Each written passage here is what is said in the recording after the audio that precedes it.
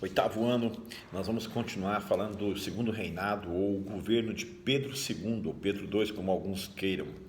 Tá, se você está comigo, e se você está comigo, é claro que você está comigo, desde o início você vai entender que Pedro II é o primeiro regente, então o primeiro imperador brasileiro, né?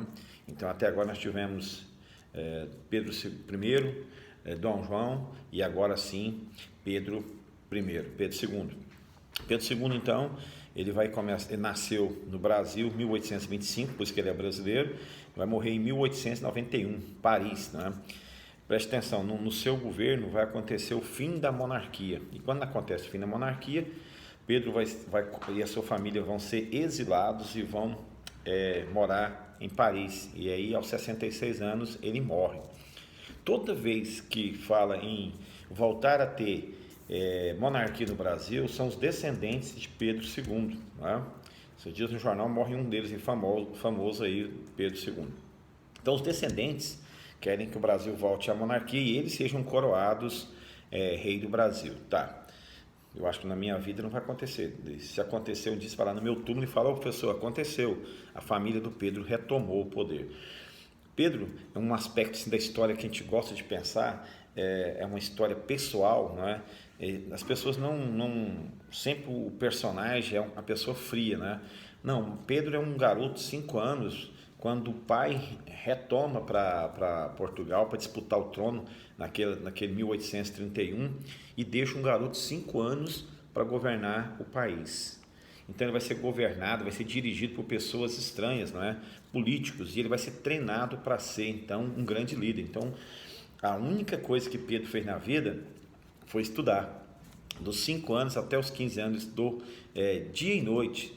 A única diversão do Pedro era estudar, conhecer um profundo intelectual.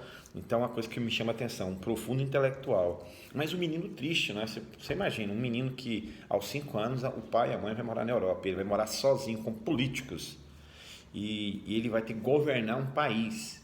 2, o pai e a mãe logo morrem e ele fica então sozinho nessa vida. Tá, talvez por isso você explica, né? Depois vai casar, vai ter 4 filhos, né? E a mais famosa é a Isabel, que vai promover um ato bacana que a gente vai discutir daqui um pouco. Então Pedro é marcado pelo golpe da maioridade. Qual que é o golpe da maioridade? Os políticos brasileiros anteciparam então a maioridade de Pedro e aos 15 anos então Pedro é coroado o Dom Pedro II, né, em 1841. Então em 1841 Pedro é coroado imperador do Brasil, o primeiro imperador brasileiro, né? Um detalhe interessante, depois você pode pesquisar o nome do cara. O sobrenome do cara é eterno. Na faculdade a gente brincava, né? Quem conseguir decorar o nome do Pedro já está na frente, né? O nome do cara é gigante, né? Sobrenome, são vários, né?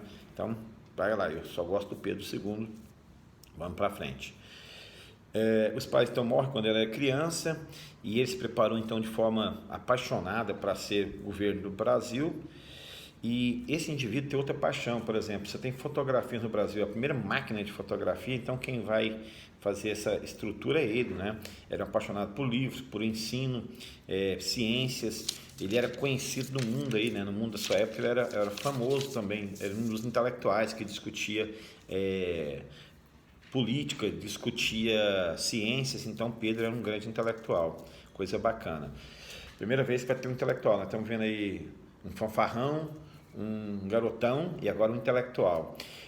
As criações importantes de Pedro, por exemplo, você vai ter, ele dá muita moral para a questão da ciência, ele vai criar o Instituto Histórico e Geográfico Brasileiro, né? Que é um local onde estuda a geografia, a história, a política, com fotos, com dados estatísticos. Então é um centro de pesquisa no Rio de Janeiro que atua até hoje, né? Então o Instituto Histórico Geográfico Brasileiro, criação do Pedro II, já avançou nas ciências, né? Porque eu te falei, curtia muita ciência e gostava então das questões da geografia, da história, da política, da sociologia, então era um intelectual da teologia de altíssimo nível. Vai fundar também o Colégio Pedro II, né? No Rio de Janeiro hoje, também famosão, e todas as pessoas, há uma tradição de muitos intelectuais que passaram pelo Colégio Pedro II, Rio. Então é uma infância, como eu falei para você, marcado pela educação. O cara se dedicou 24 horas para buscar melhorar a sua condição de líder, né, no país. Bacana. Isso aí também é chamado de história dos anais, né? Ou seja, aquilo que está a história fora da história, né? Ninguém nunca pensa em Pedro como um homem apaixonado por livros, um homem apaixonado pelas ciências, um indivíduo que vai buscar questões intelectuais. Então, a preocupação da escola pública está sempre marcada nos seus registros, nos seus escritos. Bacana? Bacana. Era um indivíduo que se preocupava com a sua estima, não é? Preocupava com o que o povo pensava dele. Então ele saía pelo Brasil, pelo interior do Brasil, para discutir política com as pessoas, com os políticos da época. É um indivíduo que mais reinou, né? Se você prestar atenção depois nas datas aí. Tá, Pedro II é marcado por uma coisa cruel, que é a Guerra do Paraguai, onde o Brasil ficou muito malquisto aqui na América do Sul, né?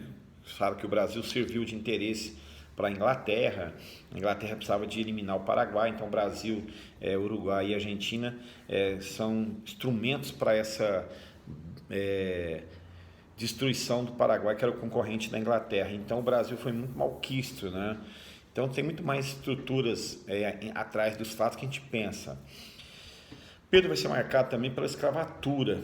Por quê? Preste bem atenção. O Brasil é um país de base econômica da escravatura, ou seja, são grandes latifúndios, grandes fazendas precisam de mão de obra barata.